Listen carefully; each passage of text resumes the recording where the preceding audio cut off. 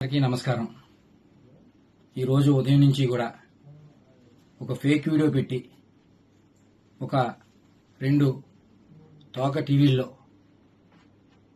రకరకాలుగా లేనిది ఉన్నట్టుగా ఏముందో ఏం లేదో తెలియని పరిస్థితిలో లేనిది ఉన్నట్టుగా చూపించి శిలలో పలలో అల్లి చూపిస్తున్న కొన్ని టీవీ ఛానల్ చూశాను.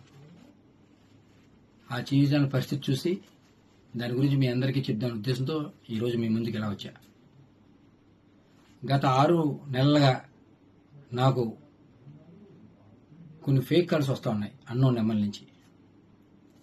నేను కొన్నిసార్లు ఎత్తలేదు, ఒకసారి ఎత్తే హలో అని వెంటనే వాట్సాప్ కాల్ చేస్తాను, ఫోన్ పెట్టేశారు. వాట్సాప్ కాల్ చేయడంతోనే నేను ఎత్తిన వెంటనే మీ వీడియో నా దగ్గర ఉంది, మీరు మర్యాదగా మాకు డబ్బులు ఇవ్వండి, ఇవ్వకపోతే ఆ వీడియో బయట పెడతాం అని చెప్తే, ఏం చేసుకుంటే చేసుకో, ఏ వీడియో నా దగ్గర ఏమి ఉండదు, మీ దగ్గర అది అటువంటి వీడియోలు ఏమి ఉండవు, మీరు ఏం చేసుకుంటే చేసుకోండి నేను చెప్పాను. చెప్తే వెంటనే ఒక వీడియో పెట్టి వాట్సాప్లో నేను చూస్తున్నాగానే మళ్ళీ డిలీట్ చేసాడు. తీరా ఆ వీడియో చూస్తే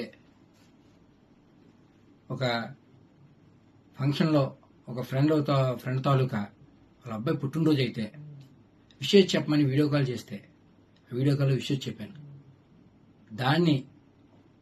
దాన్ని కొంచెం వీడియో కట్ చేసి దానికి ప్రైవేట్ పార్ట్లు యాడ్ చేసి ఫేక్ వీడియో తయారు చేసి నన్ను బ్లాక్మెయిల్ చేసి తద్వారా వాళ్ళు డబ్బులు గుంజుదామని ప్రయత్నం చేశారు. చాలాసార్లు ప్రయత్నించారు, ఎన్నో రకాలుగా థ్రెట్ చేశారు. నేను ఎక్కడ కూడా, ఎందుకంటే నేను తప్పు చేయలేదు, నా అటువంటి వీడియో లేవు కాబట్టి నేను ధైర్యంగా మీరు ఏం చేసుకుంటారో చేసుకున్నాను. అలా చాలాసార్లు చేసి ఇంకా ఎటు నేను లొంగపోవడంతో ఒకసారి ఫోన్ చేసి, సరే ఏదో తప్పు జరిగిందండి, ఇంకెప్పుడు ఇటువంటి చెయ్యం, మీరు మాకు కొంచెం హెల్ప్ చేయండి, ఇక్కడితో ఇది వదిలేస్తాం, ఏదో తప్పు రేటో చేసాం, మాకు మా వాళ్ళకి బాగాలేదు, హాస్పిటల్లో ఉన్నారని సాయం చేయమంటే డబ్బులు సాయం చేశాను. ఒకసారి పెళ్ళి అంటే సాయం చేశాను, ఒకసారి ఎవరో చనిపోయారంటే సాయం చేశాను, మానవత దృక్పథంతో చేశాను. అలాగే అది ఆసరాగా తీసుకుని వాళ్ళు మళ్ళీ నన్ను పెద్దగా డబ్బులు అడగడం మొదలెట్టారు, మళ్ళీ బ్లాక్మెయిల్ చేయడం మొదలెట్టారు. డబ్బులు ఇస్తారా, నేను వీడియో బయటమా, లేదా మీ ప్రత్యర్థులకి ఇస్తే మాకు చాలా డబ్బులు వస్తాయి అని నన్ను బ్లాక్మెయిల్ చేయడం మొదలెట్టారు.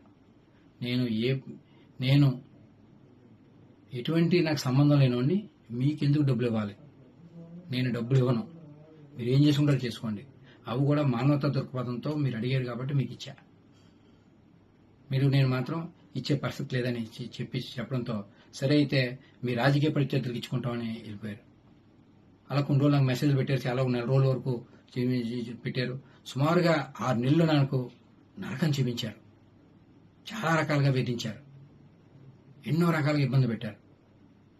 తర్వాత నేను ఎప్పుడైతే ఉన్నానో మీ ప్రత్యర్థులకి ఇస్తామని అన్నట్టుగానే ఆ వీడియో పట్టుకెళ్ళి ప్రత్యర్థులకు ఇచ్చారు, మా రాజకీయ ప్రత్యర్థులకి. ఆ ప్రత్యర్థులందరూ కూడా సోషల్ మీడియాలో రకరకాలుగా ఆ ఫేక్ వీడియోని, ఏదైతే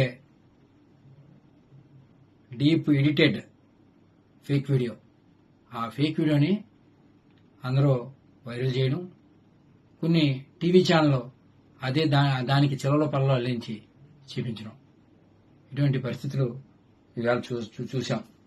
అందుకని గతంలోనే నేను జూన్ 1వ తారీఖునే ఇటువంటి నాకు చట్టింగ్ కాల్లు వస్తున్నాయని అప్పటి సీఏ ఒక నెంబర్ ఇచ్చి ఆయన సీఏ గారికి కూడా చెప్పడం జరిగింది. దీని మీద వెరిఫై చేసి నాకు ఫేక్ వస్తున్నాయి, ఎవరో ఏంటని కూడా చెప్పిన వార్లుగా కూడా చెప్పాను. అప్పుడు తర్వాత తదనంతరం ఈ మధ్యకాలంలో బాగా నన్ను వేధించడం మొదలెడితే అప్పుడు వెంటనే నేను మన ఎస్పీ గారికి, ఏఎస్పీ గారికి చెప్పడం జరిగింది. రిటర్న్గా పోలీస్ స్టేషన్లో కూడా కంప్లైంట్ ఇచ్చాను. దానికి సంబంధించిన అన్ని డాక్యుమెంట్లు ఇమ్మన్నారు. ఈ 6 నెలల్లో మాకు వాళ్ళకి జరిగిన ట్రాన్సాక్షన్ ప్రతిదీ కూడా అన్ని కూడా పోలీసు వాళ్ళకి సమర్పించాను. దాని మీద ఎంక్వైరీ చేసి తగు న్యాయం చేయమని కోరడం జరిగింది. నిజం ఇవ్వాలి కాబట్టి రేపన్నా తెలిసింది. ఖచ్చితంగా భగవంతుడే ఉన్నాడు.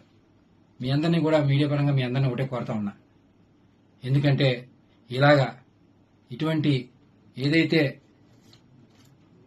ఈ టెక్నాలజీని వాడి చాలా మందిని ఇబ్బంది పడే పరిస్థితులు గతంలో చాలా చూసాం మనం. ఇవాళ నేను బాధితుడిని. నాలాగా ఇంకొక బాధితుడు ఎవరో కూడా బారిన పడకుండా ఒక ఫేస్ యాప్, ఒక ఇలా రకరకాల యాప్లతో అందరినీ వేధించున్న పరిస్థితి. నాలాగా ఇంకొక బాధితుడు బాధపడకుండా ఇలాగా ఫేక్ వీడియోలు పెట్టి డబ్బుల గురించి ప్రయత్నం చేసే వాళ్ళకి సహాయ సహకారాలు అందకుండా అడ్డుకట్టు వేయాలని మీరందరూ ఆ దిశగా మీరందరూ సహాయ సహకారాలు అందియాలని మేమందరినీ కూడా చేతులు జోడించి మేమందరినీ అభ్యర్థిస్తా ఉన్నా.